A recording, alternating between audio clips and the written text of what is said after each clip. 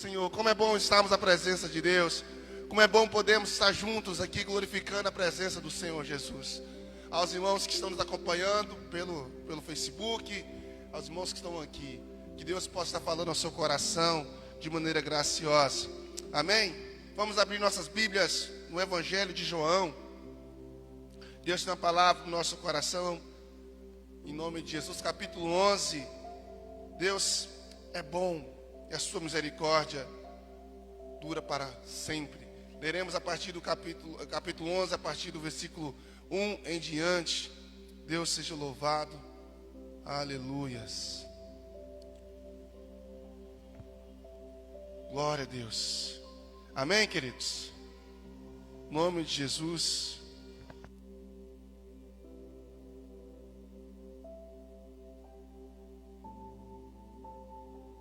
Amém? Diz o texto sagrado. Um homem chamado Lázaro estava doente. Ele era de Betânia, da aldeia de Maria e de sua irmã Marta. Esta Maria, cujo irmão Lázaro estava doente, era a mesma que ungiu com perfume e lhe enxugou os pés com os seus cabelos. Por isso, as irmãs de Lázaro mandaram dizer a Jesus: aquele que o Senhor ama está doente. E ao receber essa notícia, Jesus disse: esta doença não é para a morte, mas para a glória de Deus, a fim de que o Filho de Deus seja glorificado por meio dela. Ora, Jesus amava Marta e a irmã dela, e também Lázaro. E quando soube que Lázaro estava doente, ainda se demorou 2 dias no lugar onde estava. Depois disse aos seus discípulos: vamos a outra vez para a Judeia. E os discípulos disseram: mestre, ainda há pouco os judeus queriam apedrejá-lo, e o Senhor quer voltar para lá? Respondeu Jesus: não é verdade que o dia tem 12 horas? Se alguém anda de dia, não tropeça, porque vê a luz deste mundo. Mas se andar de noite, tropeça, porque nele não há luz. Tendo dito isto, acrescentou: nosso amigo Lázaro adormeceu, mas vou para despertá-lo. Então os discípulos disseram: Senhor, se dorme, estará salvo. Jesus falava da morte de Lázaro, mas eles pensavam que tivesse falado do repouso do sono. Então Jesus lhe disse claramente: Lázaro morreu. Por causa de vocês, me alegro de que não estivesse lá, para que vocês possam crer. Vamos até ele. Então Tomé, chamado Dídimo, disse aos outros discípulos: vamos também nós para morrer com o mestre. Feche seus olhos e vamos orar. Deus, eu quero clamar ao Senhor nessa noite por sua palavra que fora lida, e pedir que o Senhor mais uma vez fale aos nossos corações. Reconhecemos a nossa pequenez, a nossa insignificância, mas reconhecemos o teu senhorio, a sua soberania sobre as nossas vidas. Por isso, Pai, fica conosco, em nome do teu Filho Jesus. Amém e amém. Glória a Deus. Amados, hoje é um dia em que as pessoas acabam se lembrando um pouco mais das pessoas que partiram, que faleceram, porque aqui se comemora o Dia dos Finados. Hoje é feriado bem no meio da semana, e que hoje muita gente, ao lembrar das pessoas que partiram, algumas se entristecem muito, outras lembram com um tom não voltado para a tristeza, mas o tom da alegria de poder ter tido o privilégio de viver ao lado daquela pessoa querida. E cada pessoa enfrenta esse dia de hoje dentro de um prisma diferente. Há aqueles que estão tratando normalmente, porque sabe que um dia vai poder reencontrar a pessoa que partiu, como Jesus disse até para a própria Maria aqui, no texto que nós lemos, nos versículos que se...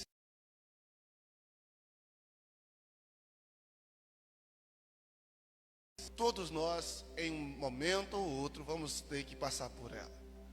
Eu posso dizer isso, que a maneira como eu enxergo a morte é uma hoje do que era algum tempo atrás, antes de perder uma tia que eu amava muito. Amo muito, na realidade, né? Continuo amando, mesmo que ela partiu. E a maneira como eu enxergo essa questão da partida, da perca de alguém, é diferente a maneira como eu enxergo isso. E quando a gente perde algo, ou na realidade quando a gente está prestes a perder algo, ou quando a gente está lutando, né, para não perder algo, nós colocamos toda a nossa fé, né, toda a nossa disponibilidade de crer, entendendo que ainda há uma salvação. Eu, lembrando ainda do período que eu perdi a minha tia, quando eu recebi a notícia que ela estava já, assim, em estado final, eu me lembro que em todo momento, eu acho que eu nunca depositei tanta fé de que Deus poderia restaurá-la do que aquele dia. Mas, infelizmente, tem hora que por mais que você acredita, e por mais que você tenha fé, o resultado final vai ser oposto daquilo que você desejaria, né? Daquilo que você estava desejando. Por exemplo, da mesma forma que aconteceu comigo, por mais que eu tive fé para que minha tia não partisse, Maria e Marta também estavam crendo de que por mais que Lázaro estivesse doente, havia uma solução. E a solução era o melhor amigo deles, Jesus. E de maneira imediata e de maneira rápida, as irmãs de Lázaro enviam mensageiros que andam um percurso para poder encontrar a esse Jesus, que seria a solução do problema de Lázaro. E contrariando toda e qualquer expectativa que elas tinham de uma resposta positiva, não veio a resposta positiva. Infelizmente, por mais que elas procurassem Jesus a tempo, antes de Lázaro morrer, Lázaro morreu. A resposta foi negativa, frustrando a expectativa daquelas duas irmãs. Aquilo que elas tinham sonhado, aquilo que elas estavam com desejo que acontecesse, não aconteceu. Eu tenho certeza que você também deve ter passado por momentos assim. Momentos em que você quis tanto que algo acontecesse e não aconteceu. Algo que não saiu como você esperava, como você planejava. E quando, obviamente, acontecem essas coisas, o primeiro ponto ali é não aceitar. Você não aceita. A falta de aceitação, ela vem logo em seguida à frustração. E é o quadro que essas duas irmãs estão enfrentando.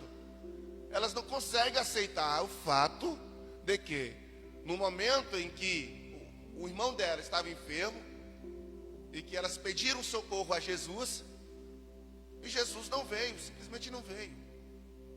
Porque o texto diz que Jesus recebe a mensagem, dizendo que da enfermidade de Lázaro, mas Jesus não vai prontamente. O texto diz que Jesus demora 2 dias, só depois que Lázaro morre, é que Jesus vai. Então imagina a cabeça dessas meninas, dessas mulheres. Como assim? É tanto que a primeira pergunta que as irmãs fazem para Jesus, quando Jesus chega à casa delas, é essa: mestre, se o Senhor estivesse aqui, meu irmão não teria morrido. Isto é, eu estou certo ou o Senhor falhou com a gente?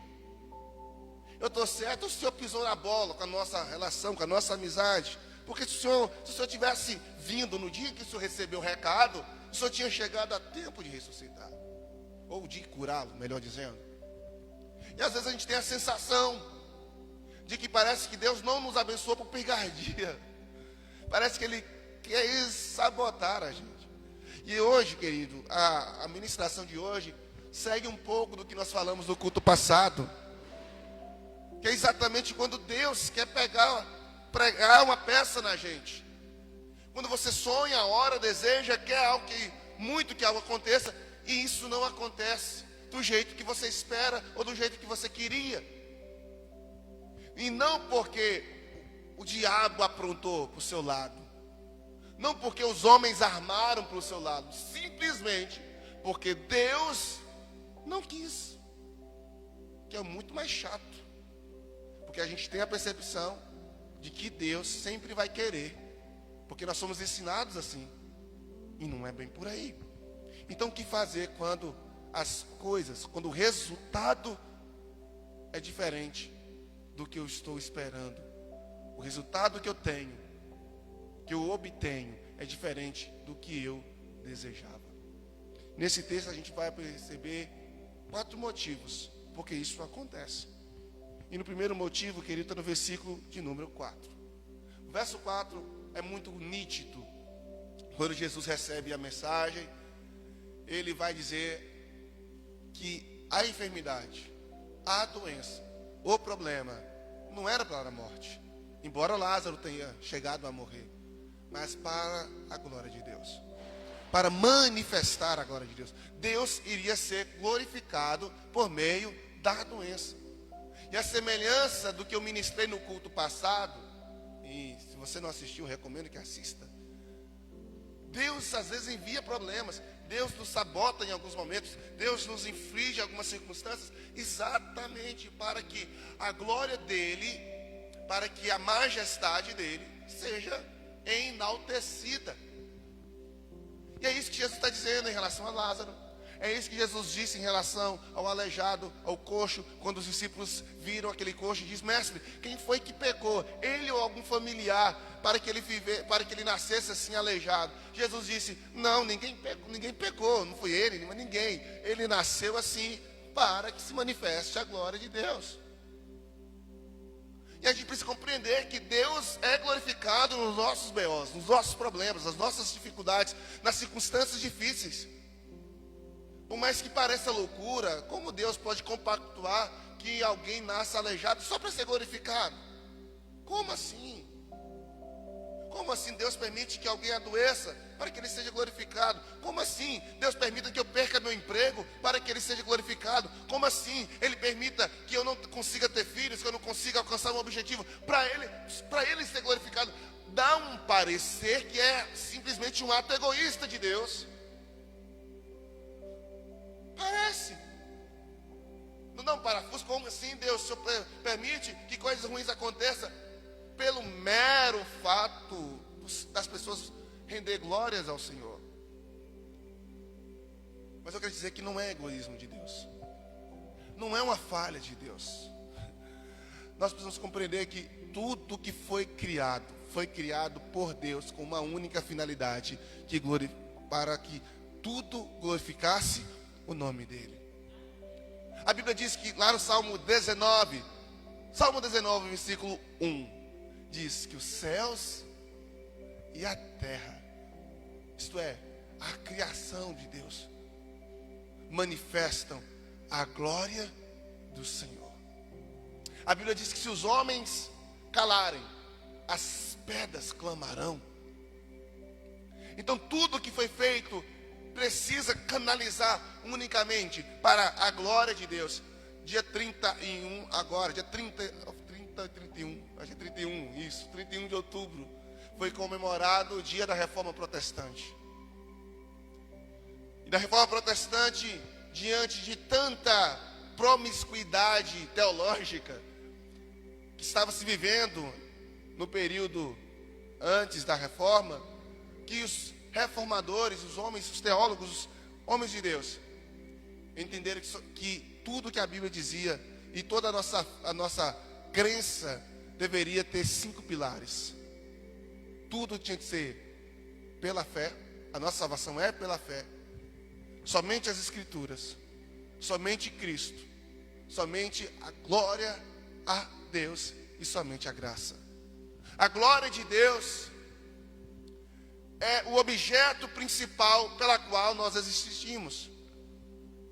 É a causa principal pela qual o ser humano existe. Então, se Deus é glorificado quando você recebe uma cura, Ele precisa ser glorificado quando você não recebe a cura. Se Deus é glorificado quando você recebe a resposta da sua oração, porque o que acontece? Quando nós oramos, nós não chamamos oração de buscar a Deus. Ô irmão, você tem que buscar o Senhor. E o que é buscar o Senhor? É orar. Marta, buscou Jesus. O intercessor, o rapaz que foi, ou o homem que foi ao encontro de Jesus, fez o papel do Espírito Santo. Porque é o Espírito Santo que leva a nossa oração a Deus. E inclusive melhora ela, porque nós não sabemos orar como convém. Mas o Espírito Santo intercede a Deus por nós, com gemidos inexprimíveis. E Ele dá uma consertada, porque nós não sabemos orar.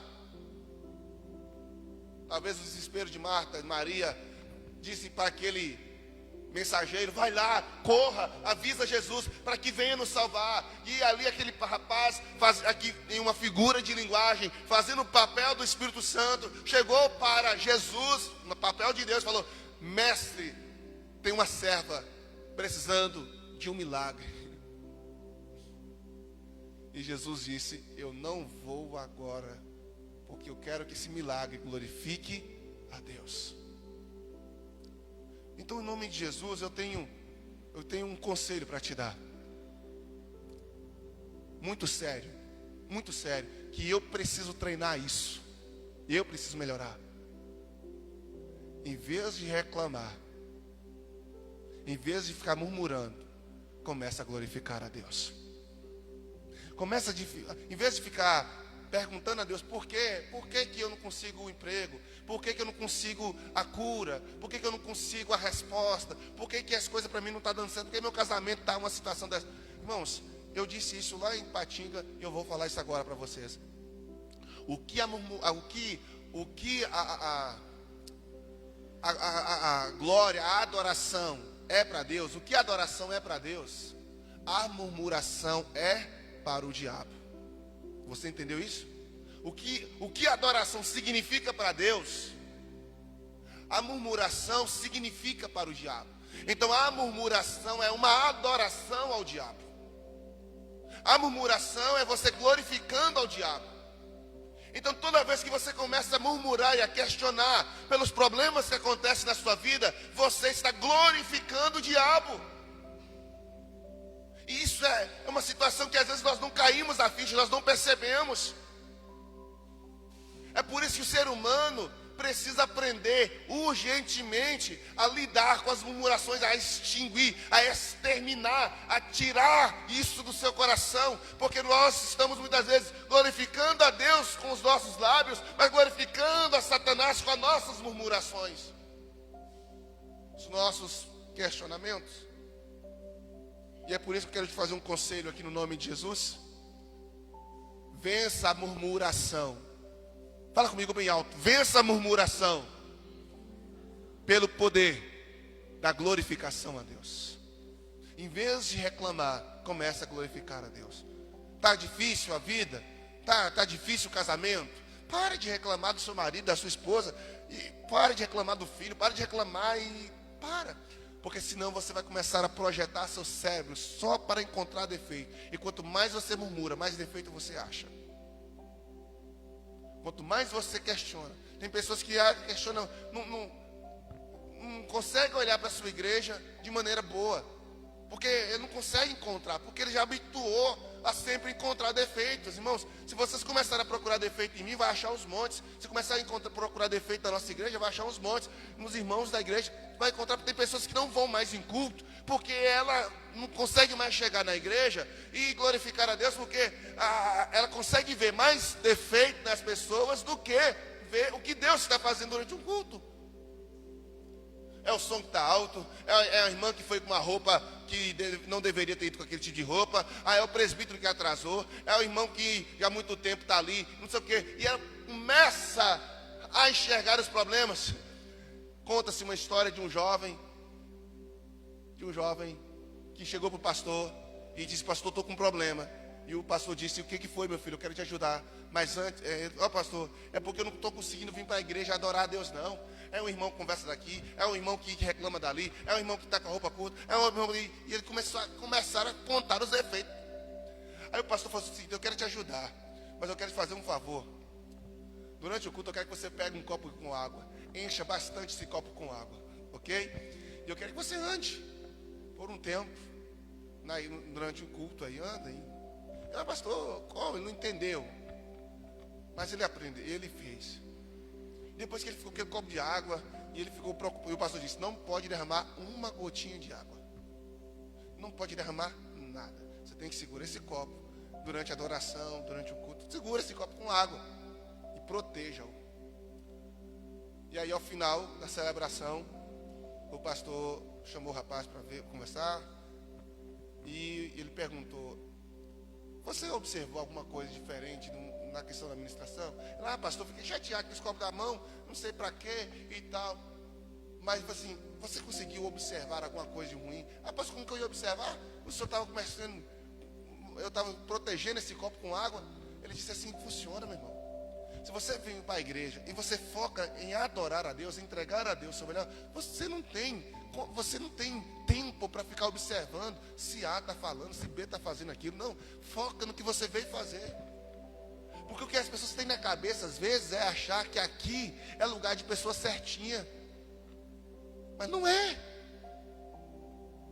Você vai lá no hospital e você vai encontrar no hospital que a maioria de quem está no hospital é doente. E só está ali porque entende que ali é o lugar de tratamento. A igreja de Cristo não é lugar de gente perfeita. É lugar de gente que está doente e que está no lugar buscando cura. Então a gente começa a murmurar da igreja, começa a murmurar do pastor, começa a até eu estou precisando de milagre, irmão. Não olhe para o pastor como certinho, não. Eu vou precisar que vocês me dêem um toque, eu vou precisar que vocês falem comigo, orem comigo, porque aqui todos estamos em construção. O que Jesus está falando para nós hoje essa enfermidade é uma enfermidade não para morte, mas para glória. É interessante entender aqui, porque a murmuração não tem outro destino para quem murmura, senão a morte. Vou dar um exemplo para vocês. O povo de Israel andou cerca de 40 anos no deserto. 40 anos no deserto. E por muitas coisas eles questionaram e murmuravam a Deus. Mas chegou um momento que a murmuração daquele povo tirou a paciência de Deus. Tirou, porque Moisés mandou 12 homens espiar a terra prometida. E você conhece a história, está lá no livro de Números. E os 12 voltam com relatórios. Um relatório mega maravilhoso. A terra é boa, a terra é linda, a terra é maravilhosa. Realmente é a promessa de Deus para nossas vidas. Mas outros 10 dizem que pode ser boa, mas está cheio de problema. Quem vai vencer aqueles gigantes? Quem vai vencer os exércitos? E quem vai fazer aquilo tudo? Eles murmuraram. Os 10 murmuraram. A murmuração dos 10 contagiou o povo todo. Porque presta atenção, irmão. Quando um está glorificando a Deus, o contágio não é igual quando um está murmurando. Pode perceber. Se a pessoa começou a murmurar, o contágio da murmuração pega muito mais rápido do que o contágio da glorificação a Deus. Você senta com um grupo de pessoas e começa a falar de Jesus, começa a adorar a Deus, para a pessoa pegar no ritmo da adoração e entrar naquele nível, é mais difícil do que quando você senta e fala: irmão, você viu o irmão Wagner ontem? Você vai ver. Pois é, mas eu estou observando isso dia, só que não falei com ninguém, porque ninguém tocou. Mas você falou, é agora mesmo. É isso. 2 falando de coisas extraordinárias. 10 viu o problema. Qual foi? A mesma terra que os 2 visitaram, os 10 foram e visitaram também. A mesmo lugar. Só que a perspectiva, a visão de ambos estavam diferente. E a Bíblia diz que de todo aquele povo, todos, quase 1 milhão de pessoas morreram porque eles se deixaram levar pela murmuração. E só quem herdou a terra prometida? Os dois, que diante da escolha entre glorificar e murmurar, decidiram glorificar. A pergunta que eu te faço é: diante das circunstâncias na sua vida, diante das coisas que não dão certo na sua vida, você está escolhendo o quê? Murmurar ou glorificar? O que eu estou escolhendo de fazer na minha igreja?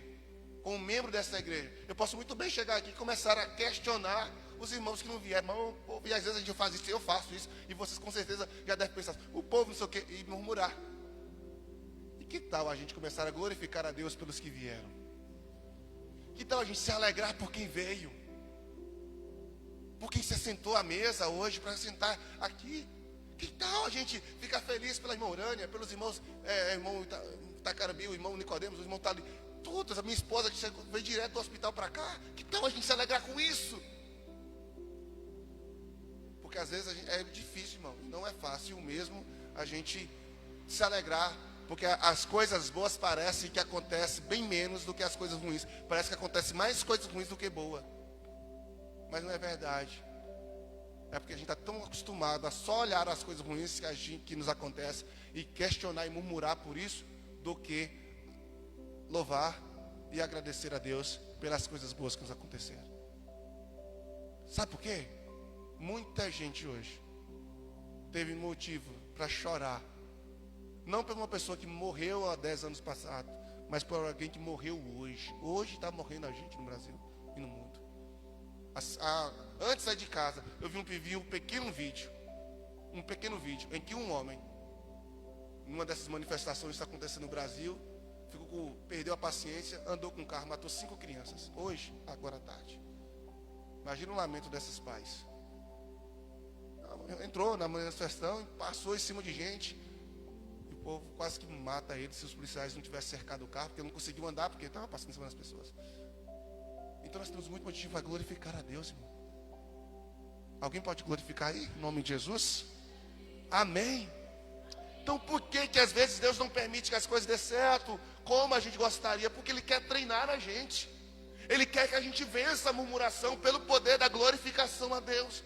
Jesus está dizendo, esta enfermidade não é para a morte, mas para a glória de Deus. Essa enfermidade não é para gerar morte na sua vida, para levar você a questionar e murmurar, mas para que você entenda que, independente das circunstâncias que acontecem ao seu redor, o Senhor é digno de glória em todo momento.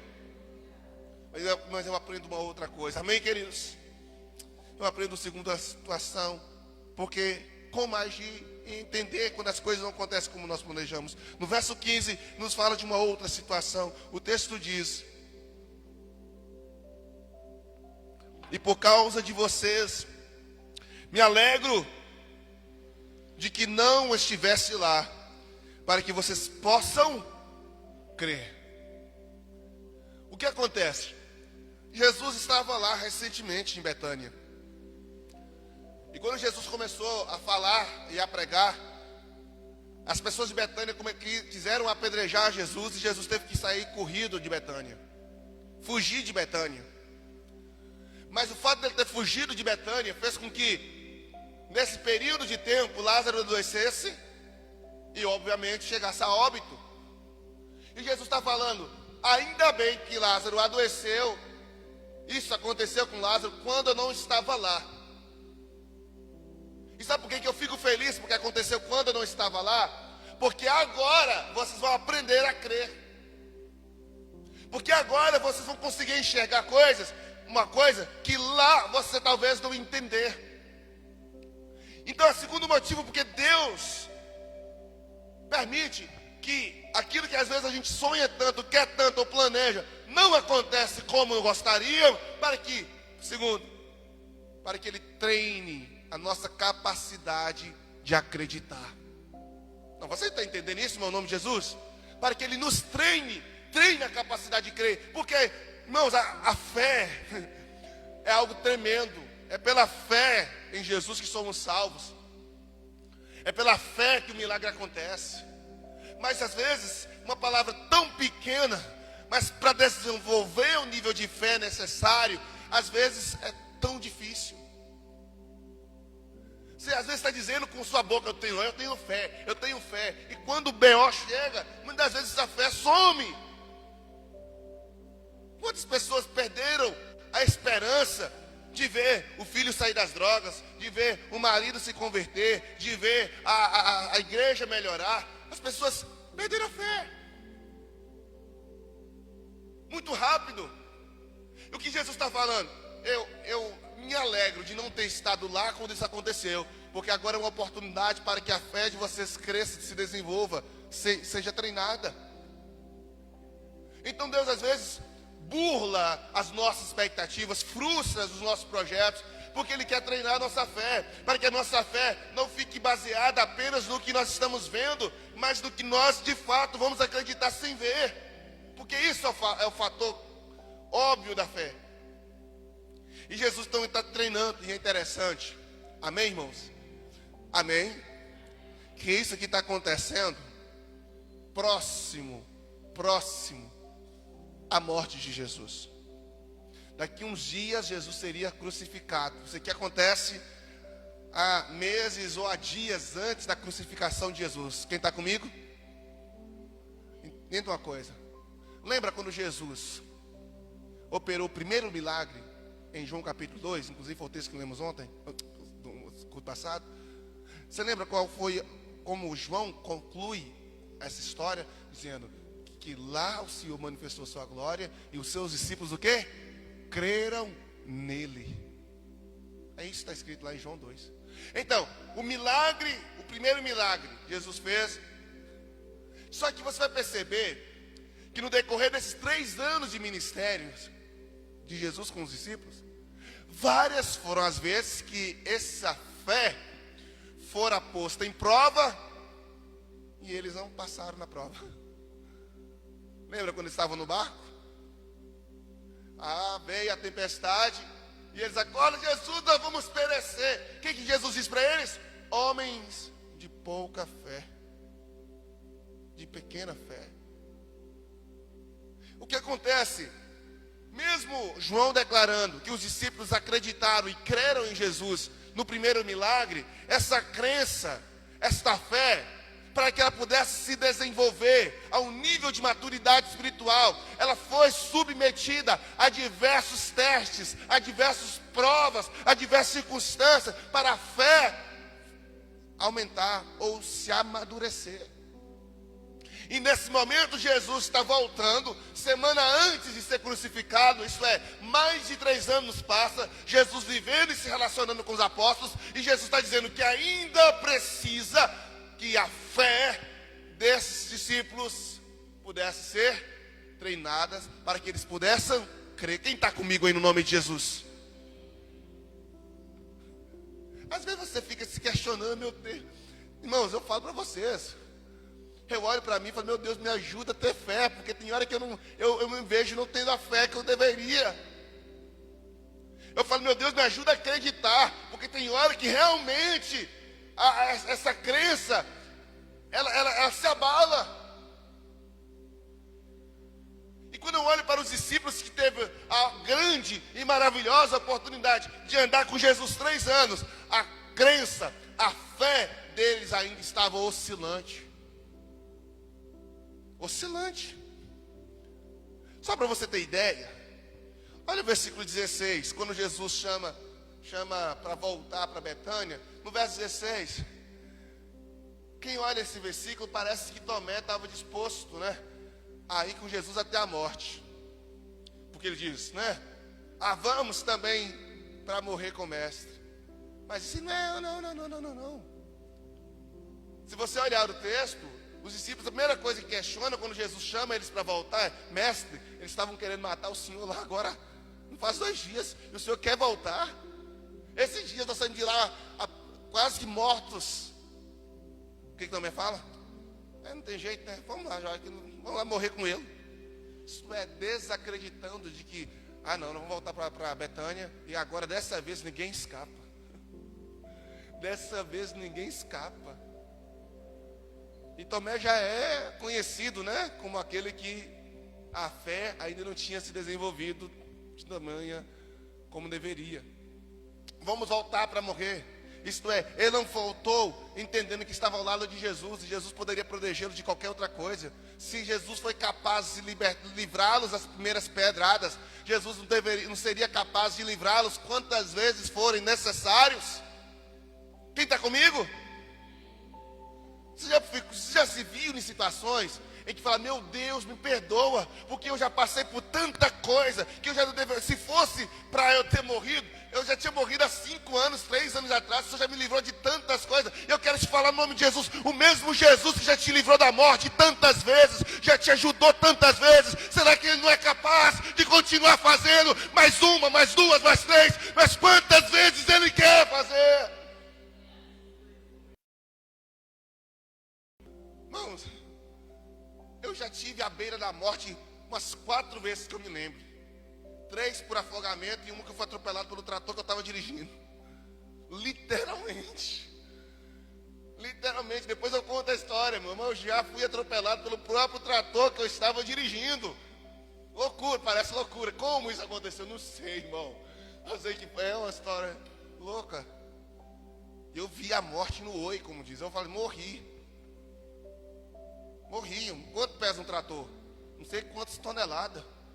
E ele passou literalmente sobre mim. Literalmente aqui, ó, nessa região, aquele pneuzão grosso, ficou meses, quase anos, essa parte da coxa com os bicos. Né? Ele tem aquelas coisas no pé, né? No pneu, a marca fundada. Não sei porque Deus me livrou de não ter quebrado um osso. Literalmente, eu vi a morte. Por 3 vezes eu quase morro afogado. E eu falo assim, o Senhor me livrou da morte, literalmente, por 4 vezes. Quando a minha esposa tem hora, né, que eu falo que a gente vai viajar, eu falo, vou de moto. Ela não vai falar, se falar que eu vou viajar de moto, o casamento acaba na hora. Não tem como mais não, eu já tentei várias vezes viajar de moto agora mesmo. Estava com a moto do irmão lá em casa, teve um evento lá em Itaúbim, falei, moça, só falta uma pessoa, são 11 pessoas que tem. Vai 2 carros e eu vou de moto, não tem problema algum. Não, minha sogra vai junto também, fala, se for, não vou. E aí, pronto, acabou. Eu fui pensando assim, gente, se fosse para morrer, eu já tinha morrido há muito tempo. Porque o mesmo Deus que me livrou da morte por 4, Ele continua me livrando 5, 6, Ele não vai me tirar dessa vida, enquanto eu não cumprir aquilo que Ele me criou para fazer. A gente tem que crer, irmão. Tem que acreditar, porque se eu ficar duvidando que Deus só... Não, ó pastor, mas vai lá saber que Deus, a sua cota de sobrevivência já eliminou, era só 4 e já acabou. Se já acabou e a próxima não der mais certo, eu entendo que foi decreto de vontade de Deus.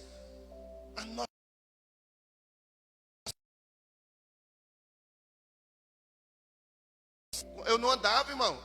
Quando era criança, eu fiquei os 2 primeiros anos no hospital. Minha mãe que sabe contar esse negócio, é louco demais. E aí, ela chegou um momento da vida dela e falou, Deus, ó, pode levar, eu não aguento mais. Eu não aguento mais. Minha mãe me entregou para advogado. O senhor toma para o senhor. Eu não aguento mais. E esse toma para o senhor não era para mim entrar aqui, não era toma para levar mesmo. Mas Deus decidiu não me levar. Ele pegou para ele, mas não para me levar, mas para que eu estivesse aqui, no nome dele. Então esse Deus, que desde a minha infância tem cuidado, Ele não vai cuidar amanhã? Será que o mesmo Deus que sempre supriu minhas necessidades não suprirá amanhã?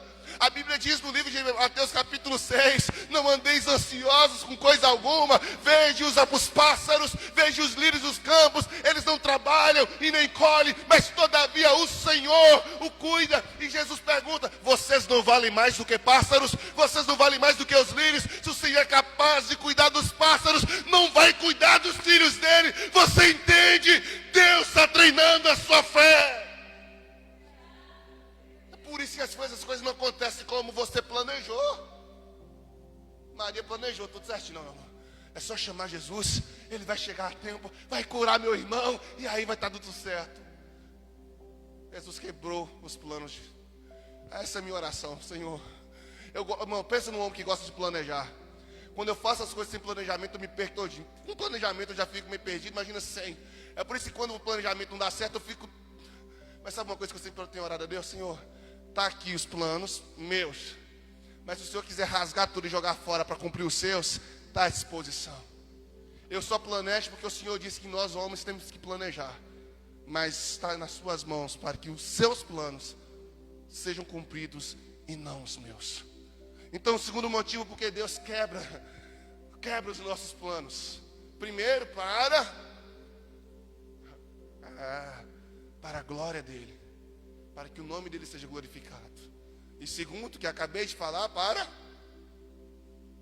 eita, o povo não prestou atenção. Para treinar a nossa... Eita, você pode aplaudir Jesus? Para treinar, para fortalecer, criar músculos. Eu mandei mensagem hoje exatamente para vocês lá no grupo. Não, o grupo foi no privado. Escrevi, mandei para todo mundo lá. Deus às vezes permite que as provações é a academia de Jesus, é a academia da nossa fé. Você não consegue criar músculos espirituais se não estiver passando pela prova. Tem que passar, Deus permite. E em terceiro lugar, eu vejo aqui no versículo 18. Olha o versículo 18, que coisa maravilhosa nesse texto. Quem está comigo, diga glória a Deus. O texto diz: ora, Betânia ficava mais ou menos 3 quilômetros de Jerusalém. Muitos dos judeus vieram visitar Marta e Maria, a fim de consolá-las por causa do irmão. Será quantas pessoas estariam na casa de Marta e Maria se Jesus chegasse quando Lázaro estivesse doente? Marta, Maria, alguns servos, o rapaz que foi chamar. Mas olha que interessante, aqui o texto diz que depois da morte de Lázaro, uma galera desceu para a casa de Marta e Maria. Muita gente foi. E aí você começa a pensar comigo, vamos lá. Se Jesus tivesse feito um milagre no momento em que Maria queria, quem seria impactado era a família de Maria e os discípulos que já estavam vendo. Mas Jesus esperou acontecer, porque Jesus tinha em mente uma coisa: Marta e Maria vão ser abençoados, mas eu não quero que a bênção só fique com elas. Eu quero que outras pessoas também vejam o que elas irão ver. Irmãos, percebe que nesse verso 18 existe uma chave maravilhosa que muitas das vezes a gente não percebe quando a gente está pedindo um milagre para Deus. Na hora que a gente está pedindo um milagre para Deus, para que nós sejamos abençoados. Eu confesso para vocês, e já tem um tempo que eu não pedi mais. Eu tenho que ser claro. Eu pedia muito um filho para Deus. E é só tocar nesse assunto, a alma meio que explode dentro. Porque Deus sabe a saga que foi e tem sido nesses 10 anos, né, de casamento. E desde quando eu recebi a péssima notícia de que eu não posso gerar filho. Mas eu orava a Deus assim: Deus, eu me dá um filho. E eu orava a Deus, não para me dar um filho para me alegrar, mas para alegrar minha esposa, né? Que antes da gente casar, eu já falava que queria um filho e tal. E a gente sabe o quanto isso é para nós e principalmente para a mulher. E eu orava para isso. E Deus ainda não deu, e não sei se Ele vai dar. E se Ele não dá também, está na bênção, está tranquilo. Já estou entendendo mais ou menos o propósito dele. Não sei se é isso, mas lá no céu a gente discute e vê se isso foi ou não. Mas o fato é que às vezes a gente pede um milagre para Deus para satisfazer o nosso coração. A gente precisa de uma cura porque a gente quer se aliviar, quer ficar feliz. A gente pede a mudança do cônjuge, a mudança do filho, a melhora da igreja, para que a minha vontade, para que o meu ego seja inflado, seja para um prazer pessoal. Para um prazer pessoal. Para que eu me sinta bem, para que eu me sinta alegre. Porque não tem coisa melhor você querer tanto que algo aconteça e aquilo acontecer. Só que às vezes a gente não entende. E quando Deus faz um milagre na vida de alguém, Ele não está focado em responder somente a oração daquela pessoa. Ele faz um milagre na nossa vida, para que a partir desse milagre, não somente a pessoa que recebeu o milagre, mas outras pessoas sejam transformadas por esse milagre. Deu para entender? Vamos dar um exemplo claro? Vamos pegar a Bíblia aqui, uns exemplos, principalmente nessa área de filhos. Lembra de Rebeca e Isaac? Isaac orou 20 anos. Ele poderia ter casado com quantas mulheres ele quisesse, como o pai dele casou. Mas ele foi fiel à mulher dele. Durante 20 anos, ela estéril. E a Bíblia diz que durante 20 anos, Isaac orou para que a mulher dele tivesse filho. E ela não teve nos 20 anos. A mulher dele estava tão desesperada por filho que ela chegou para ele e disse: ou você me dá um filho ou eu me suicido. Tanto que ele disse: você é louca? Como eu vou tirar um filho? Sou eu? Como? Eu sou Deus para te dar um filho? O que eu estou fazendo? Eu estou fazendo. O que eu posso fazer? Eu estou fazendo. Mas ela disse isso: dá-me filho, senão eu morro. 20 anos. Mas quando Deus abençoou Isaac e Rebeca com filho, Deus não deu um filho para Isaac e Rebeca. Deus deu uma nação para Isaac e Rebeca. Está entendendo? Jacó, filho de Isaac. Da mesma forma foi com o pai dele, Abraão. Lembra? Abraão também demorou anos e Deus deu uma nação. Aí vem Jacó. Ele casou com 4 mulheres, mas ele amava apenas uma, que era Raquel. E a mulher que ele amava, pensa, não engravidava. Não engravidava.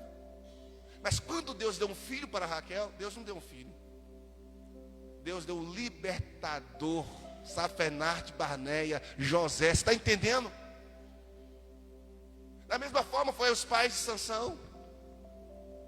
Maria, adolescente, Isabel, gente. Isabel, já avançada em idade. Quando Deus responde Isabel, Deus não dá apenas um filho, Deus dá João Batista. Então, aí vão pegando, vai pegando Ana também. Ana lá, sofreu. E quando ela não recebe um filho, ela recebe um profeta, sacerdote e um rei, Samuel. A gente precisa compreender que quando Deus quer fazer um milagre na vida de alguém, Deus não quer fazer apenas um milagre para essa pessoa. Esse milagre ele precisa contagiar e abençoar quantas pessoas possíveis forem. O que Deus está gerando para nós é que Ele está dizendo: eu vou dar um tempo, porque eu não quero que esse milagre abençoe apenas a Maria e a Marta. Esse milagre precisa impactar e transformar muitas pessoas. Você está entendendo nisso em nome de Jesus? Deus às vezes não faz no nosso tempo. Deus às vezes não faz nas nossas condições. Deus às vezes sabota as nossas expectativas. Deus às vezes frustra os nossos sonhos. Deus às vezes quebra os nossos planejamentos. Porque Bruno e eu tínhamos o sonho de engravidar na noite de núpcias. Vamos voltar lá e pro chute. E não foi. Quebrou os nossos projetos. Se Ele vai dar a nós um filho para impactar o Brasil, aí eu recebo, amém. Mas se não for dar, amém. Mas eu quero falar que esse texto me traz uma terceira verdade que eu quero deixar para vocês. E para completar o versículo 18, olha o versículo 45. Olha a estratégia de Jesus em ter retardado ou ter frustrado os planos de Marta e de Maria. No verso 45 diz: e muitos dos judeus que tinham vindo visitar Maria, vendo o que Jesus havia feito, você pode aplaudir Jesus por isso? O milagre que Ele nos dá não é apenas para nós, mas para abençoar outras pessoas. Outras pessoas vão ser abençoadas pelo milagre que Deus há de gerar na sua vida. Deus frustra os seus planos, porque seus planos muitas vezes estão focados em só para você. Só para você. É para mim, é para me satisfazer, é para me alegrar, é para me fazer feliz, é para poder... Não, Deus não quer me dar uma bênção apenas para mim. A bênção que Ele vai me dar é para que possa abençoar a mim e a todas as pessoas que estão dentro do seu propósito. Eu tenho que crer, eu tenho que acreditar. Deus quer nos abençoar com uma bênção tamanha que vá além das fronteiras da nossa casa. E eu quero terminar com quarto e último circunstância, porque Deus às vezes permite. Deus quebra os nossos protocolos, os nossos projetos e nos frustra. O verso de número 46 vai nos falar uma outra coisa. Uns creram em Jesus pelo milagre que aconteceu. Olha bem, irmãos, isso aqui. A mesma coisa que Jesus fez. Aliás, o mesmo milagre que essas pessoas que viram Jesus fazendo, fez com que elas crescem em Jesus, foi o mesmo milagre que essas outras pessoas viram, mas foram levar para os fariseus. Foram contar para os fariseus. O que isso implica, contar para os fariseus? Implica de que os fariseus não estavam assim com Jesus. Pelo contrário, foram os seus maiores perseguidores. Os fariseus buscavam motivos para matar Jesus a todo momento. Os fariseus buscavam motivos para perseguir Jesus. Os fariseus buscavam motivos para destruir literalmente com a vida de Jesus, a ponto de conseguirem, entre aspas. Os fariseus que foram lá e incendiaram o povo para matar Jesus. Então um povo vê e acredita. Outro povo vê e vai lá e conta para os perseguidores de Jesus. Qual é a diferença nisso? Será que Jesus também não poderia prever? Bom, se muita gente lá e eu fizer um milagre na frente de todo mundo, vai ter um grupinho que vai criar uma situação para me matar, para me destruir, para poder falar mal de mim. Irmãos, presta atenção, tem gente que deixa de fazer o bem, porque em vez de ele focar nas pessoas que ele vai abençoar, ele vai focar nas pessoas que vai comentar, falar mal. Ah, eu não ajudo mais na igreja, não ajudo mais a fazer nada, porque tem um monte de gente que, por mais que a gente fala, são mal agradecidos. Por mais que a gente faça, são povo que não precisa, que não presta. E a gente esquece daqueles que vão ser abençoados. A gente esquece daqueles que vão ser gratos. A gente esquece daquelas pessoas que vão ser favorecidas em Deus. Você tem uma escolha, irmão, em deixar de fazer para não dar o motivo por falar de você, ou você fazer sabendo que vai ser muitas das vezes perseguido, mas fazer porque sabe que mesmo sendo perseguido, xingado, você vai estar abençoando pessoas. Eu confesso para vocês que de vez em quando eu estou diante disso mesmo. Isso acontece comigo de uma certa frequência, vocês nem sabem. De hora que eu estou diante de fatos que eu estou fazendo, eu estou contribuindo, e eu paro e penso, meu Deus, eu começo a ver o quanto alguns exploram, outros não valorizam. E eu falo para vocês, eu sou tentado a querer parar de fazer por causa desse grupo. Mas eu estou tão feliz e tão grato a Deus, porque nesse mesmo momento que eu penso em não fazer por causa desse grupo que são ingratos, esse grupo que, por mais que você faz, ele sempre vai encontrar algo para falar de você, o Senhor traz a minha memória a lembrar. E os que vão ser abençoados por isso que você está fazendo?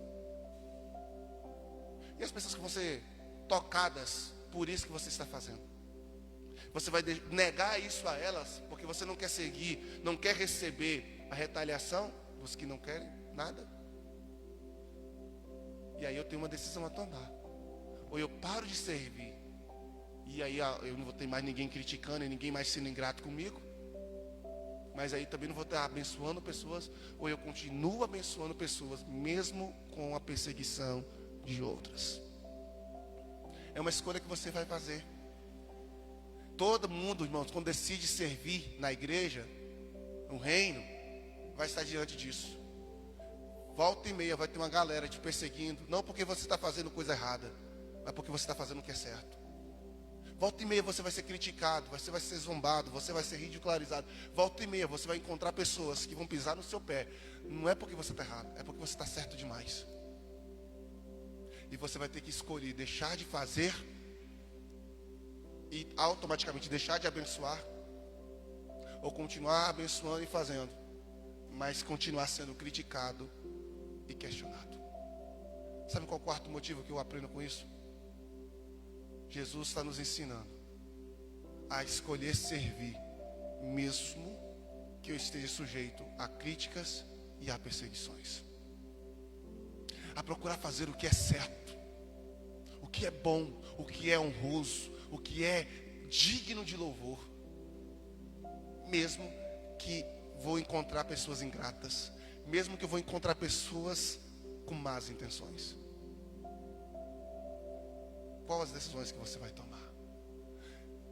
Deus burla os nossos projetos. Deus frustra os nossos planos, para que nós possamos aprender a servi-lo, mesmo debaixo de perseguição. Então a galera que torce para dar errado, irmão. Você acha que tem gente torcendo para a gente dar certo? Todo mundo tem. Mas você acha que não tem gente torcendo para o que a gente está fazendo aqui dar errado? Ah, tem, infelizmente. Tem gente que torce para as células não dar certo. Tem gente que torce para o ministério do louvor se embananar direito. Tem gente que torce, muitas vezes até para as pessoas nem virem para o culto. Por quê? Vai saber. Mas eu não posso ficar olhando por essas coisas. Eu tenho que olhar para as pessoas que o Senhor está abençoando. Quantos não estão sendo abençoados? Você está sendo abençoado?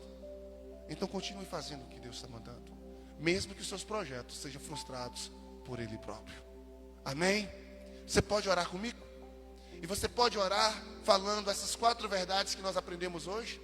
Deus, o Senhor está autorizado a frustrar os meus planos quando o Senhor quiser, a quebrar minhas expectativas quando o Senhor quiser, porque eu sei que nisso o Senhor está sendo glorificado, porque eu sei que nisso o Senhor está trabalhando no meu caráter, Senhor, está moldando a minha fé, me ajudando e fortalecendo o meu músculo espiritual, me ensinando a crer. Eu sei que o Senhor está. Você pode orar, feche seus olhos, e nesta oração, fale isso com o Senhor. Deus, em nome de Jesus, eu estou disponível para Ti, Senhor. Eu estou disponível para que o Senhor faça conforme o Senhor quer. Assim como Maria disse, Maria estava um planejamento lindo. Quem sabe ela já tinha escolhido o vestido da noite de núpcias. Quem sabe ela já tinha planejado tudo, mas o Senhor chegou em uma noite, quando ela menos esperava, e bagunçou tudo. Mas mesmo com a vida aparentemente bagunçada, o Senhor disse: cumpra em mim a tua vontade, Senhor. Deus, assim da mesma forma, esta igreja tem projetos. A tua palavra diz que o coração do homem faz planos, mas a resposta certa vem do Senhor. Meu Pai, estou disposto, estou disponível a poder, ó Deus, desfazer de tudo, para que o seu tudo se manifeste em nós, na minha vida pessoal, ministerial. Ó Deus, da vida de cada pessoa aqui em qualquer área. Deus, que nós não venhamos fazer as coisas esperando um milagre apenas para o meu bel prazer, uma mudança, uma bênção no sentimental, no casamento, profissional, ó Deus, no relacionamento, para o meu prazer. Não, que a bênção que ia acontecer comigo possa, meu Pai amado, abençoar inúmeras outras pessoas, Senhor.